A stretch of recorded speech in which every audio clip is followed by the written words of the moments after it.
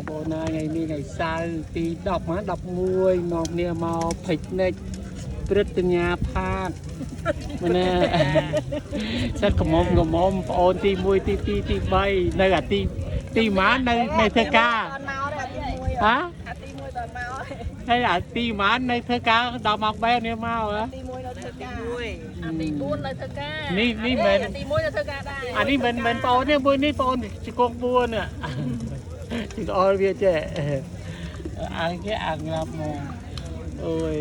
ហើយខាងនោះឪ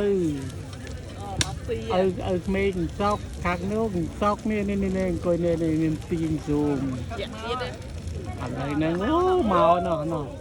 ទៅដល់ពួកហាយទឹកកូនកំមុំស៊ីណាកូនកំមុំមកផូលីកូនហើយមិនណាម្ចាស់ឯបងប្អូនម្ចាស់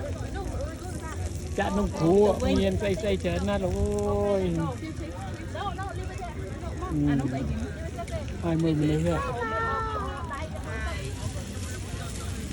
ថ្ងៃនេះថ្ងៃទី11ខែ7ឆ្នាំ2026ត្រូវនឹងថ្ងៃសៅរ៍ហើយឥឡូវគេពាក់ការទៀតចឹងមកយាយកូនណែហើយនៅព្រឹត្តិញ្ញាផាកបងប្អូននៅខាងនោះគេពងអីយូហ្គាយូហ្គោអីមិនគេដឹងទេណានេះហើយកូនខ្ញុំបានទៅហែទឹកអស់ហើយណោះសមុទ្រ